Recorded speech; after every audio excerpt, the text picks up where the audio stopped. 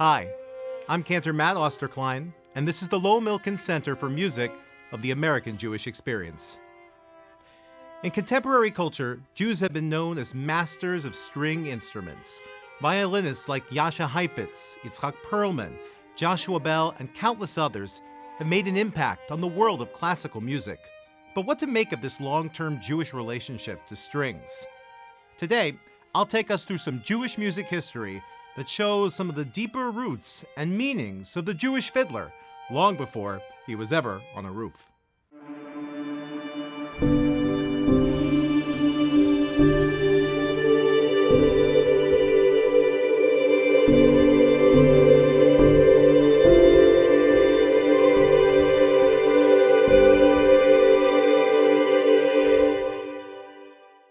In the Torah, string instruments show up from the very origins of music, invented by Yuval in Genesis chapter 4.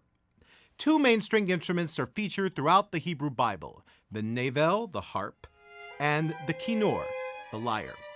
The nevel was a plucked instrument, while the kinnor was strummed, like we do with guitars today. The kinnor in particular became associated with that famous songwriter and political leader, King David, who not only used it as a shepherd, but was the legendary author of the Book of Psalms and originated the use of large musical ensembles in Israelite communal prayer. Like the popularity of the guitar today, the lyre shows up more than any other instrument in the Hebrew Bible, except for the shofar. As Cantor Dr. Jonathan Friedman has pointed out, the kinnor consistently accentuates the positive, evoking in the biblical text tranquility, pleasure, gladness, excitement, or religious ecstasy. Thus, the biblical kinnor shows up in the Hebrew Bible for use at parties, to raise the mood of someone who's depressed, to celebrate a military victory, to praise the Lord, and even to inspire prophecy.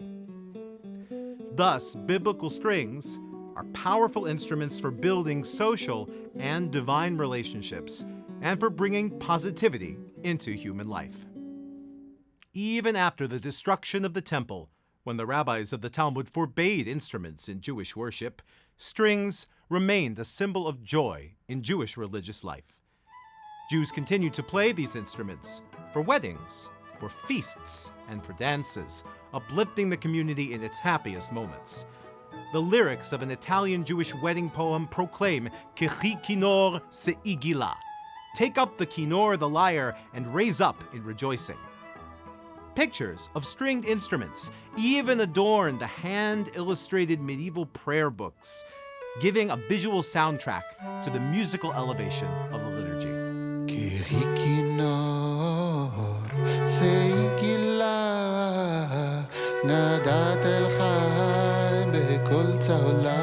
Now, as Kabbalah and Jewish mysticism grew in Europe, strings became understood in an even deeper, more spiritual way. When we talk about string instruments, whether violins, guitars, or even pianos, we are uniquely talking about instruments which by themselves can play in harmony, with one instrument playing multiple tones at the same time. This potential for harmony in music allowed string instruments to become, in the Jewish mystical imagination, metaphors for the harmony between human beings and God. Rabbi Yehuda HaChassid, a medieval sage, described the difficult metaphysics of how God speaks via the metaphor of how the harp makes sounds through a human playing. A later Kabbalist, Rabbi Meir ibn Gabbai, saw the human relationship to the divine as likened to that between two violins. When one created harmony, it made sympathetic resonances and vibrations in the strings of the other. And so too did the human being's sacred actions affect the harmony of the cosmos. But violin playing wasn't just a metaphor for medieval and early modern Jews. It was actually, increasingly, a real profession. In Italy, string instrument players from Jewish families came over from Spain after the expulsion in 1492. And as recent research by David Rivinus and Luigi Sisto demonstrates, were involved in the innovation of the modern violin family during the Italian Renaissance. Jewish string players were even recruited by King Henry VIII of England to come to his court in the 16th century, as they were counted among the finest in Europe. Thus, the Jewish involvement in strings in Italy demonstrates ways in which these Sephardic immigrants transformed and contributed to Italian musical culture.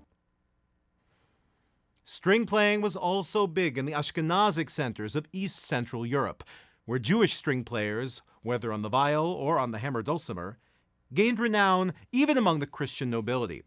In Prague and other major East European cities, these musicians eventually were given the chance for the first time to form a guild, known as the Klesmer Guild, a name still retained today for traditional Ashkenazic Jewish musicians. These klezmer string players, along with other musicians, had a wide musical portfolio. They played at Jewish weddings, for festive meals, and for instrumental Jewish Friday night services before sundown. And they also got permission from the Holy Roman Emperor himself to play at Christian weddings, feast days, and even religious services. This piqued the ire of the Christian Musicians Guild, but for a time, the Jewish Guild won out and kept its leading place in the dance scene of East Central Europe. Although we associate the violin with formal classical music, the Jewish place in European strings came much more from the music of the street, the dance hall, the procession, and even the tavern. And this was known even by the most famous of Christian violinists. František Benda was a Bohemian violin virtuoso and one of the fathers of the German school of violin playing. Yet in his autobiography, Benda gives credit to a blind Jewish violinist named Label for inspiring him while he was playing as a youth in the taverns of Prague. He said, quote, "In those days, an old Jew named Label, who was blind from birth, used to play for dancing in another tavern. He was a man with quite excellent gifts for music.